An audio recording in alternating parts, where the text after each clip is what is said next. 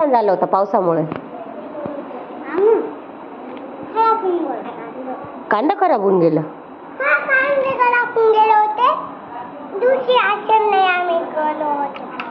कांदे खराब झाले? किती? तुमचे पण कांदे खराब झाले? कशामुळे? कशामुळे पण? तुमच्या वावलमध्ये?